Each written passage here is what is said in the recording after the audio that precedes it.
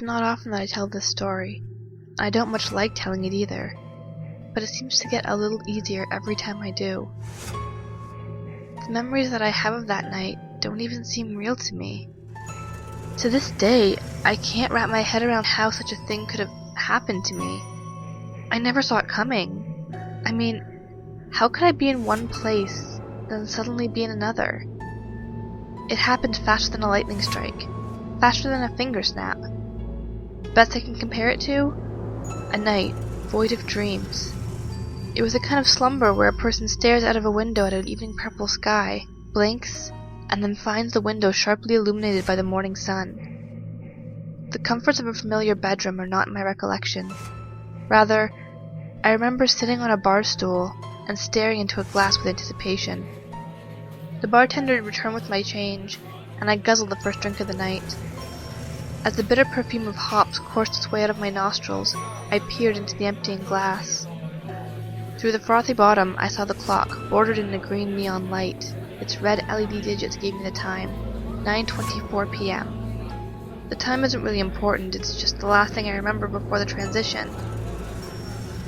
As the last of the liquid flowed down my throat, I closed my eyes. Upon reopening them, the smoky environment of the run-down bar changed to a clear, starlit sky. The ambient sound of hushed talk and sporadic laughter gave way to a symphony of crickets chirping and tiger frogs croaking. As I stared up at the sky, the leaves of a weeping willow danced amongst the stars, with gentle night breeze calling the steps. Blades of long grass tickled my arms and neck as I lay motionless in a silent hysteria, pondering how I managed to get there. I tilted my head to the left and saw a grove of trees in the distance. Before them was a house left in ruin from years of abandonment. The small amount of light from the sky only hinted at its features. It leaned unnaturally at its foundation, with a door and set of windows following in parallel with the slant. I then looked away from it and lifted my head upwards, touching my chin to my collarbone. Past my feet there stood a pond in the distance. The moon's light reflected off it like a mirror in the stillness of the water. Another weeping willow was set at the shoreline, with a dim, amber and scintillant glow at its base. In many respects, the way the waxy leaves hung over the light reminded me of a lampshade. I remembered thinking that some answers to my whereabouts could have been revealed if I ventured towards it, and that is exactly what I would end up doing. I stood up, and immediately a sharp pain throbbed in my right ankle. How I became injured is still a mystery to me, as it is to anyone else. Yet still, I limped forward to the light. I had become aware that this place I awoke from was a hill, and my destination was a sharp descent down an embankment, but I clenched my teeth and moved despite the pain.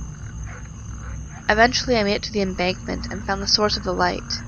A simple lantern was affixed to one of the sagging branches of the willow, and bobbed up and down in the breeze. I dropped to the ground in a sitting position, with my injured limb outstretched in the air. With slow, cautious motions, I shuffled myself down the steep slope, and again rested at the base of the tree.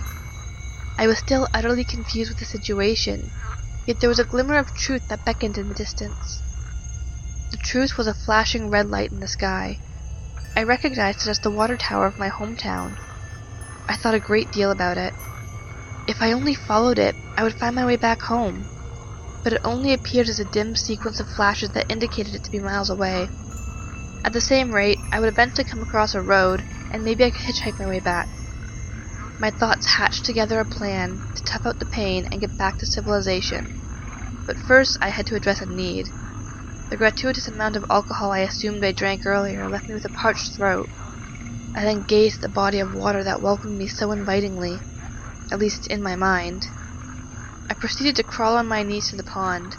The water felt cool as my hands and legs began to submerge below the surface, and without hesitation I cupped a handful and slurped it into my mouth. It tasted horrible, as pond water usually does, yet it did not deter me from collecting a bellyful of it. After I was satisfied with my consumption, I dipped my hands back into the water and rested them in the muddy depths. It was then I felt a sturdy stick at my fingertips. I could have used such a thing as a rudimentary cane, considering the painful extent of my injury. Wrapping my fingers around it, I lifted the wood above the surface and froze in terror. There, resting on the slanted branch, with a face staring lifelessly at mine. Its blackened skin was shriveled against its skull, and its long disheveled hair dripped water back into the pond. Its mouth was agape with a patch of algae hanging from the darkened hole, flanked with a set of brown teeth. Its chest arched upward with the pressure of the tree limb pressing against its back. Strained rib bones jutted through the front of the skin, and a sickening sound filled the air as the leathery mass began to stretch under its own weight, like rope under tension. I slowly lowered the stick back into the water, with liquid refilling the wide and empty eye sockets of the corpse. The thought of small, decayed particles of flesh floating in the water may have unnerved me, but the reality of the same water being in my stomach absolutely disgusted me. I backpedaled out of the pond and vomited shortly after. With shock, I shivered with my back resting against the willow.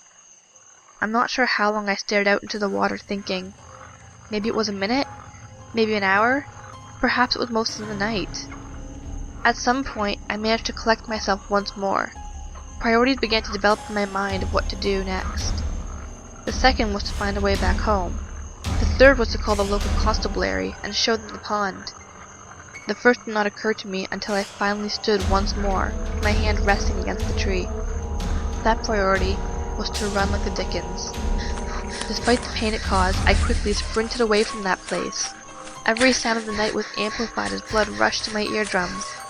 A rabbit retreating into the bushes or a twig snapping below my feet made me shriek in terror as I panted, sweat, and cried. I'm not even sure how long or how far I ran. I know I legged it through a line of trees, 2 fields of corn, and a quarter section of wheat. Eventually, I emerged from one of the fields and found a lonely stretch of blacktop. There I rested alongside the road. I wept uncontrollably in the fetal position.